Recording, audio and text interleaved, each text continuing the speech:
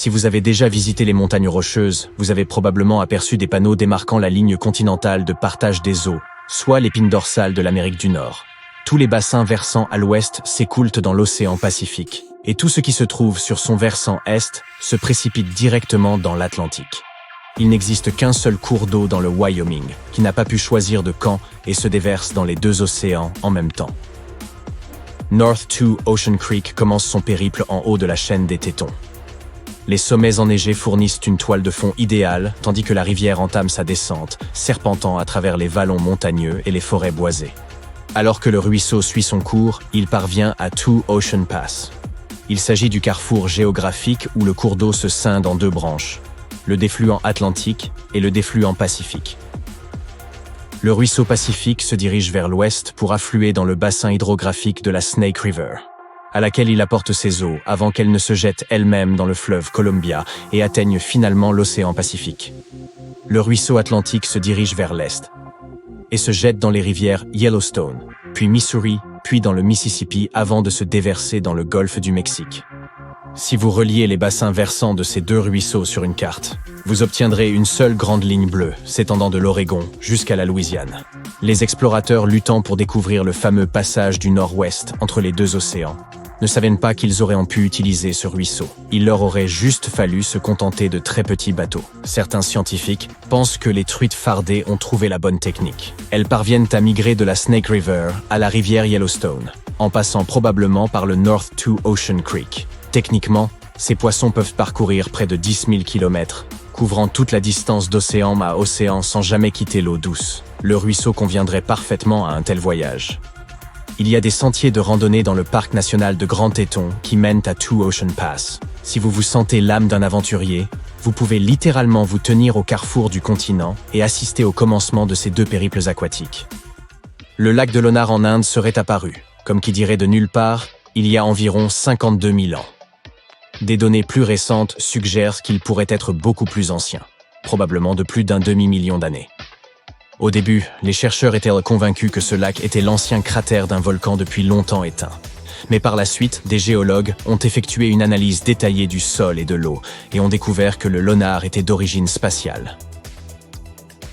Les minéraux trouvés dans son sol sont similaires à ceux découverts dans les roches lunaires ramenées sur Terre lors des missions Apollo. Ce lac est un cratère d'impact laissé par une énorme météorite qui était presque 6 fois plus lourde que l'Empire State Building. L'impact a été si fort que la roche volcanique a fondu et s'est vitrifiée. En 2020, ce lac, déjà fort singulier, est soudain devenu rose. Ce n'était pas là le résultat d'une campagne marketing précoce pour le film Barbie. Une analyse détaillée a montré que ces eaux contenaient un niveau accru de microbes rares. Ces derniers s'accumulaient à la surface et produisaient un certain pigment rose. Puis, au bout d'un moment, les microbes sont retombés au fond et le lac est redevenu transparent. Les flamants roses qui se nourrissaient alors dans le lac ont également pu goûter à ces microbes et revêtir une nuance de rose encore plus vive qu'à l'accoutumée. L'une des attractions les plus célèbres du parc national de Yellowstone est le Grand Prismatic Spring. C'est l'une des plus grandes sources thermales au monde et elle inspire les personnes qui l'admirent, au moins depuis le 19e siècle. À l'époque, un groupe de trappeurs avait déjà mentionné ce lac bleu indigo bouillonnant comme un énorme chaudron. Des décennies plus tard, des expéditions se sont rendues à Grand Prismatic Spring pour l'étudier de manière plus approfondie et expliquer son apparence inhabituelle. Mais comme la source, à son point le plus large, était plus grande qu'un terrain de football, il leur a fallu construire une embarcation spéciale pour s'éloigner de la rive. Les scientifiques qui voyageaient sur ce bateau ne s'encombraient même pas de gilets de sauvetage. Ils savaient que ces derniers seraient inutiles si l'embarcation se renversait, car l'eau au milieu de la source est à une température proche de l'ébullition, et ses couleurs vibrantes sont le fait d'organismes extrémophiles vivant dans l'eau chaude. La température change à mesure que l'on s'éloigne du centre. Différentes espèces qui ne craignent pas la chaleur se sont donc installées dans différentes parties du bassin, lui donnant sa fameuse pigmentation. Retour au début du XXe siècle, lorsque quelqu'un a eu l'idée originale d'essayer d'irriguer une partie du désert de Black Rock dans le Nevada. On a donc foré un puits et on y a trouvé beaucoup d'eau. Mais avec ses 93 degrés Celsius, elle était proche du point d'ébullition. Celle-ci n'était clairement pas indiquée pour l'agriculture, de sorte que le geyser artificiel a été laissé à l'abandon. Au fil des décennies, il s'est lentement transformé en un impressionnant monticule de dépôts de carbonate de calcium. Puis, en 1964, une entreprise d'énergie géothermique a foré un autre puits près du premier. L'eau qu'ils y ont trouvée était à la même température. Cette fois, elle n'était pas assez chaude pour leurs besoins de production d'énergie, de sorte qu'ils ont décidé de reboucher le puits avant de s'en aller. Mais l'eau est parvenue à remonter et à jaillir, asséchant complètement le premier geyser. Le second, qui a reçu le nom de Fly Geyser, déverse toujours une eau brûlante riche en minéraux. Ce monticule multicolore semble venir tout droit d'une autre planète, en raison des algues qui y vivent et en apprécient la chaleur. Chaque été, le Caño Cristales de Colombie se transforme en un véritable arc-en-ciel liquide ou rivière aux 5 couleurs.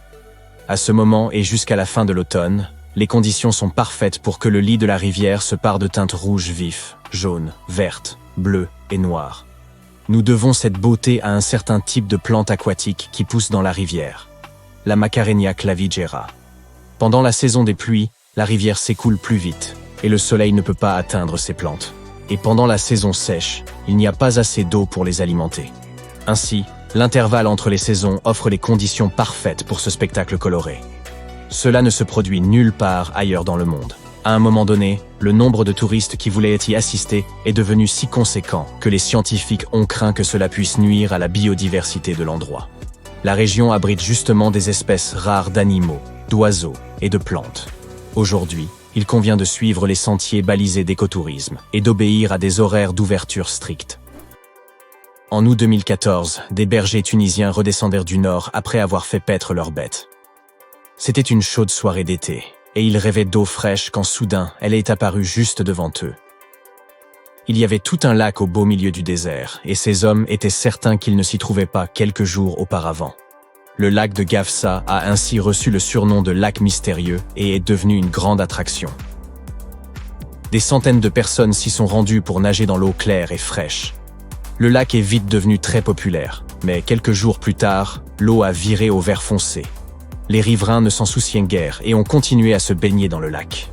Mais lorsque les géologues et autres chercheurs sont arrivés sur place, ils ont annoncé que cette eau était dangereuse pour la baignade.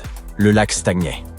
Il ne se renouvelait pas à partir de cours d'eau souterrains, et les pluies ne l'abreuvaient pas non plus. C'est pourquoi l'eau est devenue sale et croupie. Ce plan d'eau contenait des algues et beaucoup de bactéries nocives, dangereuses pour le corps humain. Les scientifiques ont également découvert que le sous-sol de cette région présentait des dépôts de phosphate. Cette substance peut présenter des résidus radioactifs, mais cela n'a toujours pas empêché les gens de se baigner dans le lac au milieu du désert. Comment il est arrivé là demeure un mystère. Certains experts pensent que de fortes pluies ont pu remplir une cavité dans le sol. Une autre théorie plus répandue suggère qu'un tremblement de terre aurait formé ce lac. L'activité sismique aurait ainsi déchiré la croûte terrestre au-dessus de la nappe phréatique, puis les sources souterraines auraient rempli cette crevasse. En théorie, le lac pourrait donc un jour se vider à nouveau, tout aussi soudainement qu'il était apparu.